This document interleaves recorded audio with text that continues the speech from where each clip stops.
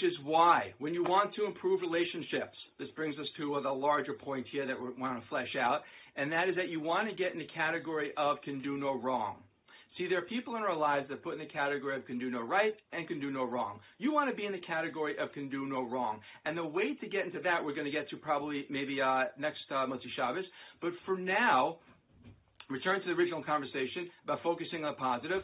Remind yourself that by looking for the good, you're going to see the good.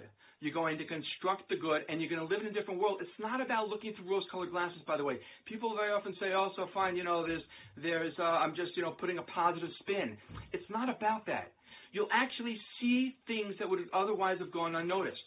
For example, take somebody who is a sophisticated wine consumer. That's certainly not myself, but somebody who understands wines.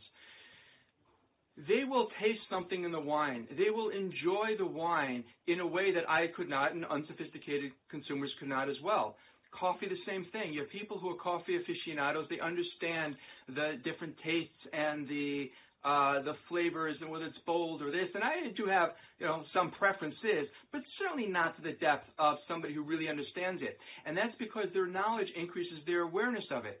So our ability to look for the good, to see the good, to appreciate the good is what will allow for us to have a transformative relationship with people. So the next time you enter into conversation with somebody, again, have in mind something we touched on last Motzi Shabbos. Just have in mind that you're going to be looking for the good. Take a few minutes to frame your thinking. Focus on the positive, the virtues, the mileage of this person. It's so easy to focus on the negative. And there's something called negativity bias where we're more inclined to focus, actually 7 times more likely to focus on the negative than on the positive. And it does take wiring to rise above our nature, but that's our jobs. Our job is not to give in to our nature, it's to rise above our nature. And the ego, the Yetzer Hara, loves to put people into categories. It loves to judge and to narrate.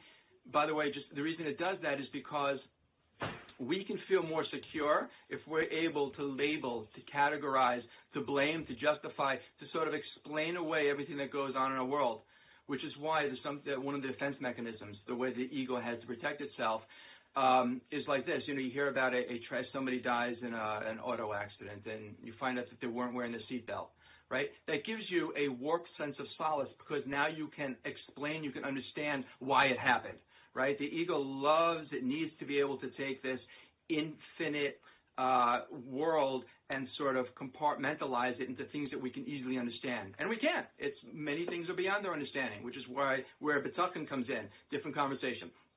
But back to our original conversation about appreciation and about looking for the good and expecting to see the good. Let me share with you, we'll end with this, a short story. Somebody was, couple of days ago, the balabus is, the gabbai, the outdoor shul, lovely guy, terrific guy. We wrap things up, and I said, maybe give a shout out to the young boy, the bacher, maybe 13, 14, who laned. And he said, no, he lanes here all the time. He lanes here, throughout the week. I didn't know this because it was the first time I was at this particular minyan. And I went over to him afterwards. I said, why does it matter that he always lanes? The fact that he always does something, why does that diminish our need to go ahead and to acknowledge it? Sometimes we think if somebody does something magnificent, and sure, the first time he laned, everyone probably said, yeah, Yashar Kar, great job. Second time, third time, it dissipates. Shouldn't it be the other way around? Should it be the more somebody extends themselves, the more they do something, the more we want to show our appreciation and acknowledge it? Yet we get used to it. And if you think about all the good, all the beautiful things that people around us do for us on a daily basis, it becomes rote, it becomes normal, and it sort of falls in that category of expectancy and entitlement. But you can transform your relationships by reminding yourself that nobody has to gotta.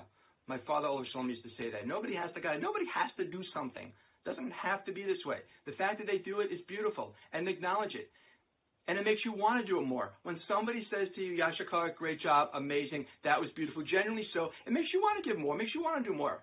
Whether it's our spouse, whether it's our children, whether it's our rabbi, coworker, friend, neighbor, it doesn't make a difference.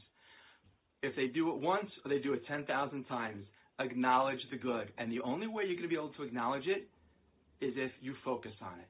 Look for the good and you're going to find the good.